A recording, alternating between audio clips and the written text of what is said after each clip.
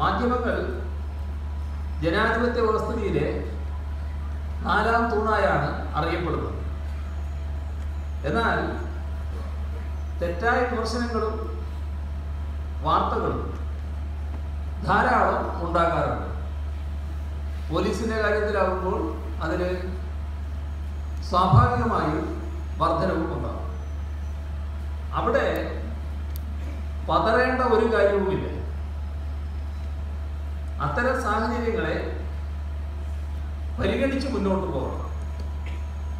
അതോടൊപ്പം തന്നെ ഈ കാലം സോഷ്യൽ മീഡിയയുടെ കാലവുമാണ്. സുതാര്യത വലിയ തോതിൽ വർദ്ധിച്ചിരിക്കുകയാണ്. തെറ്റായ ട്രാഫിക് പരിശോധനയുടെ ദൃശ്യം, പോലീസിൻ്റെ ഭാഷ, ഇതെല്ലാം പലപ്പോഴും വാട്സപ്പിലും ഫേസ്ബുക്കിലും വരാം. വല്ലപ്പോഴെങ്കിലും ഗൂഢോദ്ദേശത്തോടെ ചിലർ എഡിറ്റ് ചെയ്ത് ഇത്തരം കാര്യങ്ങൾ നൽകാറുമുണ്ട്. തെറ്റായ അത്തരം കാര്യങ്ങൾ ഉണ്ടായാൽ ശരി ഏതെന്ന് ബോധ്യപ്പെടുത്താൻ നമുക്ക് കഴിയണം. എന്നാൽ ശരിയായ വിമർശനങ്ങൾ ഉയരുമ്പോൾ ആത്മപരിശോധനയ്ക്ക് തയ്യാറാവുകയും തിരുത്തൽ ഉണ്ടാവുകയും വേണം. സെൻസേഷനായുള്ള കേസുകൾ ധാരാളം കൈകാര്യം ചെയ്യേണ്ടി വരുന്നവരാണ് നിങ്ങൾ. അപ്പോൾ മാധ്യമങ്ങൾ മുട്ടിന് ചോദ്യങ്ങൾ ചോദിച്ച് നിങ്ങളെ പിന്തുടർന്നു എന്ന് വരും. അങ്ങനെയുള്ള എല്ലാ ചോദ്യങ്ങൾക്കും കൃത്യമായ മറുപടിയും വിശദീകരണവും നൽകിക്കൊണ്ടിരുന്നാൽ നിങ്ങൾക്ക് നിങ്ങളിൽ അർപ്പിതമായ ഉത്തരവാദിത്വം അത് അന്വേഷണം കൃത്യമായി മുന്നോട്ട് കൊണ്ടുപോകുക എന്നുള്ളതാണ്.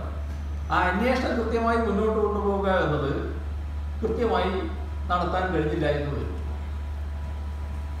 മാത്രമല്ല, അന്വേഷണവുമായി ബന്ധപ്പെട്ട ചില കാര്യങ്ങൾ പുറത്തു പോകുന്നത് അന്വേഷണത്തിൻ്റെ ശരിയായ ദിശയിൽ തടസ്സം സൃഷ്ടിച്ചുവെന്നും വരാം.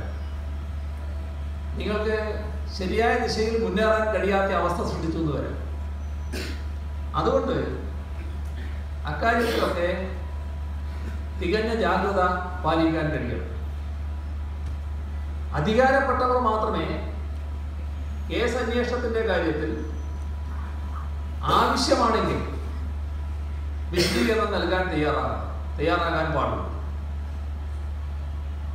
ചുരുക്കത്തിൽ ഒരു ജനാധിപത്യ സമൂഹത്തിൽ ഇണങ്ങുന്ന പോലീസ് സേനയായി നമ്മുടെ പോലീസ് പൂർണ്ണമായും മാറുക എന്നതാണ് വേണ്ടത്. സബ് ഇൻസ്പെക്ടറെ ഏമാൻ എന്നും ഹെഡ് കോൺസ്റ്റബിളിനെ അംഗത്തെ എന്നുമൊക്കെ സംബോധന ചെയ്തിരുന്ന ആ പഴയ കാലം പലരുടെയും ഓർമ്മയിലുണ്ടാവും. ജനാധിപത്യം ശക്തമായതോടെ അത്തരം ഫ്യൂഡൽ മനോഭാവങ്ങൾ ഏറെക്കുറെ അപ്രത്യക്ഷമായി കഴിഞ്ഞു. നിയമം തനിക്ക് തോന്നിയതുപോലെ നടപ്പാക്കും എന്ന ഭാവത്തിൽ ചോദ്യം ചെയ്യാൻ പാടില്ലാത്ത അധികാരത്തിൻ്റെ ആൾരൂപമായി നിന്ന പോലീസ് ഇൻസ്പെക്ടർ ഇന്നില്ല എന്നത് നാം കാണുന്നു.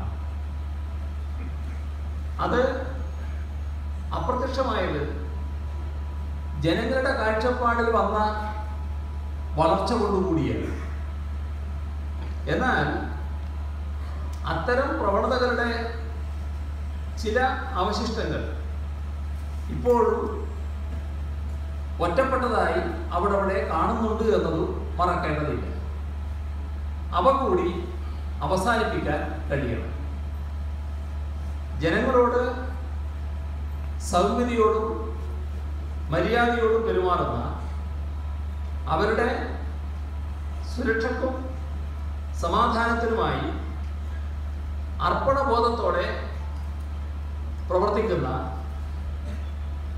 അതിനേക്കാളും അപ്പുറം അവരുടെ ക്ഷേമ പ്രവർത്തനങ്ങളിൽ പോലും ഏർപ്പെടുന്ന വലിയൊരു വിഭാഗം പോലീസ് ഉദ്യോഗസ്ഥർ നമ്മുടെ കേരളത്തിലുണ്ട്. പോലീസ് സംവിധാനമാകെ പൂർണ്ണമായി ഇതിലേക്ക് മാറണം. ഇതൊരു വലിയ വിഭാഗം എന്നതിൽ ചുരുങ്ങിക്കൂടാ, എല്ലാവരും ഈ ഒരു സമീപനത്തിലേക്ക് മാറുകയാണ് വേണ്ടത്. സേവന വേതന വ്യവസ്ഥകൾ സംബന്ധിച്ച ചർച്ചകൾക്കൊപ്പം ഈ ലക്ഷ്യം നേടാനുള്ള പ്രവർത്തനങ്ങളിലും നിങ്ങളുടെ സംഘടനാപരമായ ഇടപെടലുകൾ ഉണ്ടാകണം എന്നാണ് പ്രതീക്ഷിക്കുന്നത്. അതിന് സർക്കാരിൻ്റെ എല്ലാ പിന്തുണയും ഉണ്ടാകും എന്ന് വ്യക്തമാക്കാൻ ഈ അവസരം ഉപയോഗിക്കുക.